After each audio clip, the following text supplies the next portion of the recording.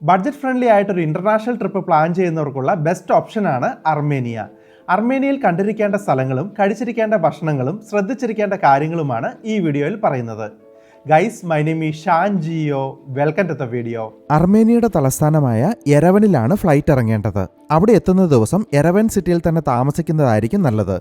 City ചുറ്റിക്കറങ്ങാൻ rent A car ഓപ്ഷനും taxi സർവീസും ഇവിടെ അവൈലബിൾ ആണ്. യാൻഡെക്സ് ആപ്പ് ഉപയോഗിച്ചും നിങ്ങൾക്ക് ടാക്സി ബുക്ക് ചെയ്യാം. ഊബർ പോലൊരു ആപ്പാണ് യാൻഡെക്സും. അർമേനിയക്കാർക്ക് ഇംഗ്ലീഷ് വശമില്ല, അതുകൊണ്ട് ഗൂഗിൾ ട്രാൻസ്ലേറ്ററിന്റെ സഹായം തേടുന്നത് പലപ്പോഴും ഉപകാരപ്പെടും. ഡ്രാമാണ് അർമേനിയയുടെ കറൻസി. നിങ്ങൾക്ക് ആവശ്യമായ കാശ് ഡോളറിൽ കൊണ്ടുപോയി അവിടെ നിന്ന് എക്സ്ചേഞ്ച് ചെയ്ത് കയ്യിൽ കരുതുക. നിങ്ങൾ അർമേനിയയിൽ പോകുമ്പോൾ ശ്രദ്ധിക്കേണ്ട ഒരു പ്രധാന കാര്യം അർമേനിയ അസർബൈജാനും തമ്മിലുള്ള തർക്കങ്ങളും പ്രശ്നങ്ങളും നിലനിൽക്കുന്നതിനാൽ അർമേനിയ അസർബൈജാൻ അതിർത്തികളിലൂടെയുള്ള യാത്ര ഒഴിവാക്കുക എന്നതാണ്. നിങ്ങൾക്ക് അസർബൈജാനും അർമേനിയയും വിസിറ്റ് ചെയ്യാൻ പ്ലാൻ ഉണ്ടെങ്കിൽ ആദ്യം അർമേനിയ സന്ദർശിക്കുക.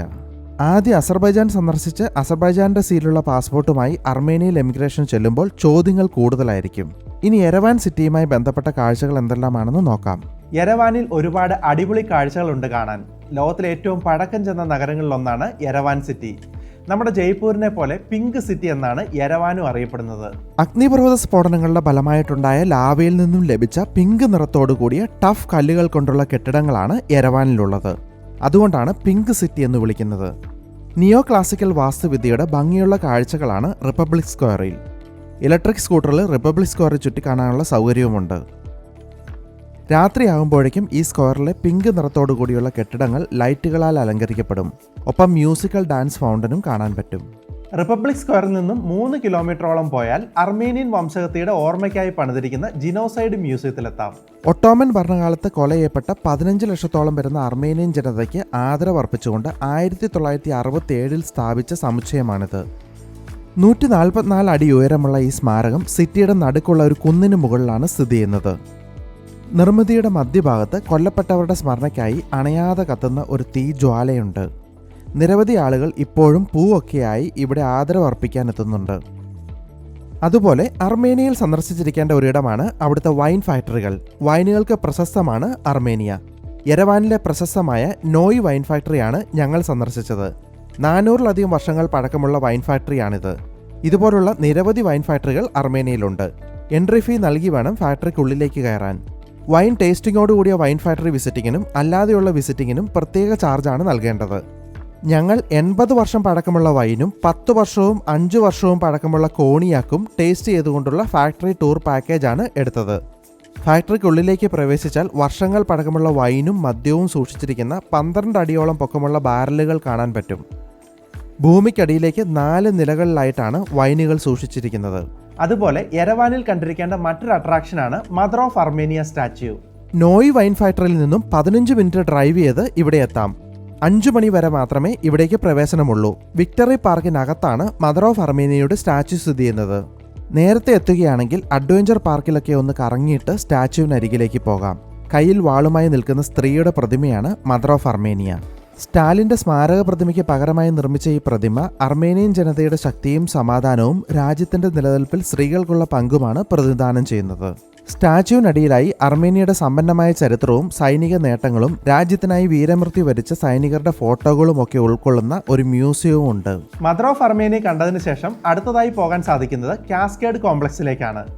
മദർ ഓഫ് അർമേനിയയിൽ നിന്നും റോഡ് ക്രോസ് ചെയ്ത് അല്പദൂരം നടന്നാൽ കാസ്കേഡ് കോംപ്ലക്സിലെത്താം. വിശാലമായ പൂന്തോട്ടം, ആർട്ടിഫിഷ്യൽ വെള്ളച്ചാട്ടം, modern arts museum, water fountain തുടങ്ങിയവ ഉൾപ്പെടുത്തി നിരനിരയായി കാസ്കേഡിംഗ് രൂപകൽപ്പനയെ നിർമ്മിച്ചിരിക്കുന്ന ഈ സമുച്ചയം ഒരിക്കലും നിങ്ങളെ നിരാശരാക്കില്ല. ഒരു കുന്നിന്റെ മുകളിലേക്ക് 572 പടികളോടെ പാതകൾ നിർമ്മിച്ച് അതിനെ തട്ടുതട്ടായി തിരിച്ച് പൂന്തോട്ടങ്ങളാൽ അലങ്കരിച്ച അതിമനോഹരമായ ഒരു നിർമ്മിതിയാണിത്.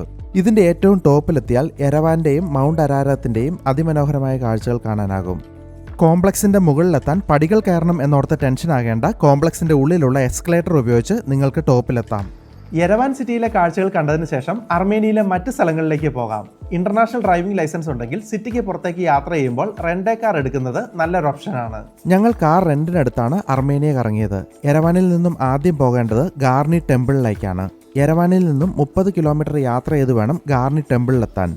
2000 വർഷം മുമ്പ് റോമൻ ഗ്രീക്ക് മാതൃകയിൽ നിർമ്മിച്ച ടെമ്പിളാണിത്. മലനിരകൾക്കിടയിൽ സ്ഥിതി ചെയ്യുന്ന ഈ മനോഹരമായ ക്ഷേത്രത്തിന്റെ ഭാഗങ്ങളെല്ലാം 1600-ലുണ്ടായ ഭൂകമ്പത്തിൽ തകർന്നിരുന്നു. അവശേഷിച്ച ഭാഗം വിനോദസഞ്ചാര കേന്ദ്രമാക്കി മാറ്റുകയായിരുന്നു. ഭൂകമ്പത്തിൽ നശിച്ചുപോയ ക്ഷേത്രത്തിന്റെ ശേഷിപ്പുകളും ഇവിടെ കാണാനാകും. 2001-ൽ യുനെസ്കോ ഗാർണി ടെമ്പിളിനെ ലോക പൈതൃക പട്ടികയിൽ ഉൾപ്പെടുത്തി. ഗാർണി ടെമ്പിളിൽ നിന്നും 10 മിനിറ്റ് ഡ്രൈവ് ചെയ്താൽ ഗാർണിയിലെ തന്നെ മനോഹരമായ മറ്റൊരു കാഴ്ചയായ സിംഫണി ഓഫ് സ്റ്റോൺസ് കാണാം. അതൊരു നാച്ചുറൽ വണ്ടർ തന്നെയാണ്. ഗാർണി മലകളുടെ ഒരു ഭാഗത്തായി നിറയെ തൂണുകൾ പോലെ കല്ലുകൾ താഴേക്ക് നീണ്ടു നിൽക്കുന്നു. അഗ്നിപർവ്വത സ്ഫോടനങ്ങളെ തുടർച്ചയായി രൂപപ്പെട്ട ഇത് ഒരു പ്രകൃതിദത്ത സ്മാരകമാണ്. ഗാർണി ടെമ്പിളിലെ കാഴ്ചകൾ കണ്ടതിന് ശേഷം ഗഗാഡ് മൊണാസ്ട്രിയിലേക്ക് പോകാവുന്നതാണ്. ഗാർണി ടെമ്പിളിൽ നിന്നും 15 മിനിറ്റ് ഡ്രൈവ് ചെയ്താൽ ഗഗാഡ് മൊണാസ്ട്രിയിലെത്താം. അസത്ത് താഴ്വരയിലെ മലയിടുക്കിൽ സ്ഥിതി ചെയ്യുന്ന മനോഹരമായ ഒരു മധ്യകാല നിർമ്മിതിയാണ് ഈ മൊണാസ്ട്രി. പാറയിൽ കൊത്തിയെടുത്ത നിരവധി പള്ളികളും ശവകുടീരങ്ങളും ഈ മൊണാസ്ട്രിയിലുണ്ട്. അർമേനിയൻ വാസ്തുവിദ്യയുടെ ഒരു മാസ്റ്റർ പീസ് എന്ന് തന്നെ ഇതിനെ വിശേഷിപ്പിക്കാം. യുനെസ്കോയുടെ ലോക പൈതൃക സൈറ്റുകളുടെ പട്ടികയിൽ ഇടം പിടിച്ച ഇവിടം അർമേനിയയുടെ ഒരു പ്രധാന തീർത്ഥാടന കേന്ദ്രം കൂടിയാണ്. ഗഗാഡ് മൊണാസ്ട്രിയിലെ കാഴ്ചകൾക്ക് ശേഷം നമ്മുടെ അടുത്ത ഡെസ്റ്റിനേഷൻ കോർവിറാപ്പ് മൊണാസ്ട്രിയാണ്. അർമേനിയൻ തുർക്കി അതിർത്തിയിൽ അരാരത്ത് പർവ്വതനിരകളുടെ അടുത്താണ് കോർവിറാപ്പ് മൊണാസ്ട്രി സ്ഥിതി ചെയ്യുന്നത്. AD 642-ലാണ് കോർവിറാപ്പ് മൊണാസ്ട്രി നിർമ്മിക്കപ്പെട്ടത്. അർമേനിയ ക്രിസ്തു മതത്തിലേക്ക് പരിവർത്തനം ചെയ്യുന്നതിനായി പ്രവർത്തിച്ച സെന്റ് ഗ്രിഗറി ദ എലിമിനേറ്റർ 13 വർഷം തടവിൽ കിടന്നത് പള്ളി നിൽക്കുന്ന സ്ഥലത്ത് പണ്ടുണ്ടായിരുന്ന ജയിലിലാണ്. പള്ളിയിലെ അൾത്താരയ്ക്കരികിലൂടെ വേണം ജയിലിലേക്കും പോകാൻ. ഒരാൾക്ക് മാത്രം പോകാനാകുന്ന ചെറിയ പടികൾ ഇറങ്ങി ചെല്ലുന്നത് കിണർ പോലുള്ള തടവറയിലാണ്. കോർവിറാപ്പ് മൊണാസ്ട്രിയുടെ മുന്നിൽ നിന്നാൽ അരാരത്ത് പർവ്വതനിരകളും ആസ്വദിക്കാനാകും. കോർവിറാപ്പ് മൊണാസ്ട്രിയിൽ നിന്നും അടുത്തതായി നിങ്ങൾക്ക് പോകാൻ സാധിക്കുക മറ്റൊരു മൊണാസ്ട്രിയായ നോറാവാങ്കിലേക്കാണ്. അർമേനിയൻ ഭാഷയിൽ നോറാവാങ്ക് എന്നാൽ പുതിയ മൊണാസ്ട്രി എന്നാണ് അർത്ഥം. പക്ഷേ പേരിൽ മാത്രമേ ഈ പുതിയതുള്ളൂ. ഇത് 13-ാം നൂറ്റാണ്ടിൽ നിർമ്മിച്ചതാണ്. അർമേനിയയുടെ പ്രധാന സാംസ്കാരിക മത കേന്ദ്രമാണ് ഈ മൊണാസ്ട്രി. ക്രിസ്തുവിന്റെ രക്തം പുരണ്ട യഥാർത്ഥ കുരിശിന്റെ ഒരു ഭാഗം ഇവിടെയുണ്ടെന്നാണ് ഈ മൊണാസ്ട്രി ചുറ്റിപ്പറ്റിയുള്ള ഐതിഹ്യം. ചരിത്ര സ്ഥലങ്ങളൊക്കെ കണ്ടു കഴിഞ്ഞെങ്കിൽ നിങ്ങൾക്ക് അടുത്തതായി പോകാൻ പറ്റിയ ഇടമാണ് ലേക്ക് സവാൻ. അർമേനിയയിൽ എത്തുന്ന വിനോദസഞ്ചാരികളുടെ പ്രധാന ആകർഷണങ്ങളിൽ ഒന്നാണ് ഈ സെവാൻ തടാകം. കിലോമീറ്ററോളം നീണ്ടുകിടക്കുന്ന സെവാൻ തടാകത്തെ ദ ജുവൽ ഓഫ് അർമേനിയ എന്നാണ് വിശേഷിപ്പിക്കുന്നത്. ലോകത്തെ ഏറ്റവും വലിയ ഉയർന്ന പർവ്വതനിരകളിലുള്ള ശുദ്ധജല തടാകങ്ങളിലൊന്നാണിത്. അർമേനിയൻ പർവ്വതനിരയുടെ മധ്യഭാഗത്തായാണ് പ്രകൃതിയുടെ ഈ അത്ഭുത സൃഷ്ടി സ്ഥിതി ചെയ്യുന്നത്. സീ ഓഫ് ഗഗാം എന്നായിരുന്നു ആദ്യകാലങ്ങളിൽ അറിയപ്പെട്ടിരുന്നത്. തടാകത്തിന് സമീപത്തായി 600 വർഷങ്ങൾക്ക് മുമ്പ് നിർമ്മിക്കപ്പെട്ട ഒരു മൊണാസ്ട്രിയുമുണ്ട്. സെവാൻ തടാകത്തിനരികിൽ കുറച്ചു നേരം ടൈം സ്പെൻഡ് ചെയ്തതിനു ശേഷം നേരെ ഡിലിജനിലേക്ക് പോകാം. ശാന്തമായി കുറച്ചു നേരം വിശ്രമിക്കാൻ ആഗ്രഹിക്കുന്നവർക്കും പ്രകൃതി സ്നേഹികൾക്കും പറ്റിയ ഒരു കിടിലം സ്പോട്ടാണ് ഡിലിജൻ നാഷണൽ പാർക്ക്. അർമേനിയയിലെ സ്വിറ്റ്സർലൻഡ് എന്നാണ് ഡിലിജൻ അറിയപ്പെടുന്നത്. താഴ്വരകളും പർവ്വതങ്ങളും ചുറ്റുമുള്ള ആൽപൈൻ പുൽമേടുകളുമാണ് ഡിലിജനിലെ കൂടുതൽ മനോഹരമാക്കുന്നത്. തണുപ്പേറിയ ഡിലിജനിൽ ഒരു രാത്രി സ്റ്റേ ചെയ്യുന്നത് മികച്ച അനുഭവമായിരിക്കും നൽകുന്നത്. ഡിലിജനിൽ നിന്നും 1 മണിക്കൂർ യാത്ര ചെയ്താൽ അടുത്ത ഡെസ്റ്റിനേഷനായ ഡെബറ്റ് കാനോണിലെത്താം. എത്തിപ്പെടാൻ പ്രയാസമായതിനാൽ മിക്ക ആളുകളും ഒഴിവാക്കുന്ന ഡെബറ്റ് കാനോൺ അർമേനിയയുടെ ഹൈലൈറ്റുകളിലൊന്നാണ്. വടക്കൻ ലോറി പ്രവിശ്യയിലാണ് ഡെബറ്റ് കാനോൺ സ്ഥിതി ചെയ്യുന്നത്. വലിയ പാറക്കെട്ടുകൾ നിറഞ്ഞ എന്നാൽ പച്ചപ്പുള്ള ഭംഗിയുള്ള ഒരു മലയിടുക്കാണിത്.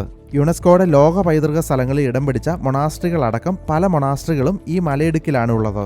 അർമേനിയയിലെ രണ്ടാമത്തെ വലിയ സിറ്റിയായ ഗ്യൂമ്രിയാണ് അടുത്ത ഡെസ്റ്റിനേഷൻ. ഷിരാക് പ്രവിശ്യയിലെ ഗ്യൂമ്രി അർമേനിയൻ കരകൗശല വിദ്യയുടെയും നാടകത്തിന്റെയും സംഗീതത്തിന്റെയും പ്രധാന കേന്ദ്രം കൂടിയാണ്. കറുപ്പും ചുവപ്പും നിറത്തിലുള്ള ടഫ് സ്റ്റോൺ കൊണ്ട് നിർമ്മിച്ച കെട്ടിടങ്ങളാണ് നഗരത്തിന്റെ മറ്റൊരു പ്രത്യേകത. പരമ്പരാഗത അർമേനിയൻ വിഭവങ്ങൾക്ക് പേരുകേട്ട സ്ഥലമാണ് ഗ്യൂമ്രി. അതുകൊണ്ട് ഭക്ഷണപ്രിയരായിട്ടുള്ളവർക്ക് ഇവിടം ഏറെ ഇഷ്ടപ്പെടും. ഗ്യൂമ്രിക്ക് ശേഷം നിങ്ങൾക്ക് വിങ്സ് ഓഫ് തതേവ് കാണാൻ പോകാം. ലോകത്തിലെ ഏറ്റവും ദൈർഘ്യമേറിയ കേബിൾ വേ ആണ് വിങ്സ് ഓഫ് തതേവ്. ഈ കേബിൾ കാറിന് ഗിന്നസ് വേൾഡ് റെക്കോർഡ് ലഭിച്ചിട്ടുണ്ട്. വൊറോട്ടൻ മലയിടുക്കിന് മുകളിലൂടെ 5.7 കിലോമീറ്റർ നീളത്തിൽ വ്യാപിച്ചു കിടക്കുന്ന റിവേഴ്സിബിൾ ഏരിയൽ ട്രാംവേ ആണിത്. അർമേനിയയിലെത്തിയാൽ ഉറപ്പായും ഈ കേബിൾ കാർ സവാരി എക്സ്പീരിയൻസ് ചെയ്യണം. കേബിൾ കാറിലൂടെയുള്ള യാത്ര അവസാനിക്കുന്നത് നമ്മുടെ അടുത്ത ഡെസ്റ്റിനേഷനായ തതേവ് മൊണാസ്ട്രിയിലാണ്. തീർത്ഥാടകരെയും വിനോദസഞ്ചാരികളെയും ഒരുപോലെ ആകർഷിക്കുന്ന അർമേനിയയിലെ വളരെ പ്രസിദ്ധമായ മൊണാസ്ട്രിയാണ് തതേവ് മൊണാസ്ട്രി. അർമേനിയയിലെ സ്യൂനിക് പ്രവിൻസിൽ തതേവ് ഗ്രാമത്തോട് ചേർന്നാണ് ഈ മൊണാസ്ട്രി സ്ഥിതി ചെയ്യുന്നത്. 14ഉം 15ഉം നൂറ്റാണ്ടുകളിൽ തതേവ് മൊണാസ്ട്രി ഒരു ആത്മീയ വിദ്യാഭ്യാസ കേന്ദ്രമായിരുന്നു. മലയിടുക്കിന്റെ അറ്റത്തായി നിലകൊള്ളുന്ന മൊണാസ്ട്രിയിൽ നിന്നുള്ള കാഴ്ചകൾ മികച്ച എക്സ്പീരിയൻസ് ആണ് നൽകുന്നത്. അർമേനിയയിലെ കാഴ്ചകൾ പോലെ തന്നെ നിങ്ങൾക്ക് അർമേനിയൻ ഫുഡും എൻജോയ് ചെയ്യാവുന്നതാണ്. ലവാഷ് ബ്രെഡ് അർമേനിയയിലെ ഒരു പ്രധാന വിഭവമാണ്. ധാന്യപ്പൊടിയിൽ വെള്ളവും ഈസ്റ്റും ഉപ്പുമൊക്കെ ചേർത്താണ് പരമ്പരാഗത അർമേനിയൻ ബ്രെഡായ ലവാഷ് ബ്രെഡ് ഉണ്ടാക്കുന്നത്. ലവാഷ് ബ്രെഡിൽ സാലഡ് ലീഫും വെജിറ്റബിൾസും ഫ്രഞ്ച് ഫ്രൈസും നിരത്തി ഏത് മീറ്റാണോ വേണ്ടത് അതും ആഡ് ചെയ്താണ് അർമേനിയൻ ഷവർമ ഉണ്ടാക്കുന്നത്. നമ്മുടെ നാട്ടിലെ ഷവർമ പോലല്ല, നല്ല വലിപ്പമുള്ള ഷവർമയാണ് ഇവിടുത്തേത്. അർമേനിയയിൽ സാധാരണയായി പലതരത്തിലുള്ള ബ്രെഡാണ് ബ്രേക്ക്ഫാസ്റ്റായി കിട്ടുന്നത്. ഒപ്പം ചീസും ഉണ്ടായിരിക്കും. അതുപോലെ വ്യത്യസ്ത ഫ്ലേവേഴ്സിലുള്ള അർമേനിയൻ ടീയും ഇവിടെ നമുക്ക് ലഭിക്കും. പ്രത്യേകതരം ചീസ് ഉപയോഗിച്ചുകൊണ്ടുള്ള ഇവിടുത്തെ പോർക്ക് പീറ്റ്സ രുചികരമാണ്. കൂടാതെ ഇവിടുത്തെ ഓംലെറ്റ് നിങ്ങൾ രുചിച്ച് നോക്കേണ്ട ഒന്നാണ്. നമ്മുടെ എഗ് ബുർജ് പോലെ ഇരിക്കും അർമേനിയക്കാരുടെ ഓംലെറ്റ്. മൈൽഡ് ഫ്ലേവറുള്ള ടൊമാറ്റോ അതിൽ ആഡ് ചെയ്തിട്ടുണ്ടാകും. ആ ടൊമാറ്റോയും രുചികരമാണ്. അർമേനിയയിലെ മറ്റൊരു പ്രത്യേകത റോഡ് സൈഡിലെ പെട്ടിക്കടകളിൽ വരെ വാറ്റ് ചാരായവും വൈനുമൊക്കെ വിൽപ്പനയ്ക്ക് വെച്ചിട്ടുണ്ടാകുമെന്നതാണ്. അർമേനിയൻ സ്നിക്കേഴ്സ് എന്നറിയപ്പെടുന്ന ഒരുതരം സ്വീറ്റ്സും അർമേനിയയിൽ മിക്ക സ്ഥലങ്ങളിലും വാങ്ങാൻ കിട്ടും. വാൾനട്ടിൽ വൈനിന്റെ ബൈ പ്രോഡക്ട്സ് കോട്ട് ചെയ്തെടുക്കുന്നതാണ് അർമേനിയൻ സ്നിക്കേഴ്സ്. അതുപോലെ കുക്കുംബർ മിക്സ് ചെയ്ത മോര് ഇവിടെ ധാരാളമായി വിൽക്കുന്ന ഒരു ഡ്രിങ്കാണ്. ഇത്രയുമാണ് അർമേനിയയിലെ കാഴ്ചകളും വിശേഷങ്ങളും. എന്തായാലും അർമേനിയയിലെ മനോഹരമായ കാഴ്ചകൾ എക്കാലവും നിങ്ങൾക്ക് ഓർത്തു വെക്കാവുന്ന ഒന്നായിരിക്കും. നിങ്ങൾക്ക് എന്തെങ്കിലും സംശയങ്ങളുണ്ടെങ്കിൽ താഴെ കമൻറ്റ് ചെയ്യാവുന്നതാണ്. Thanks for watching.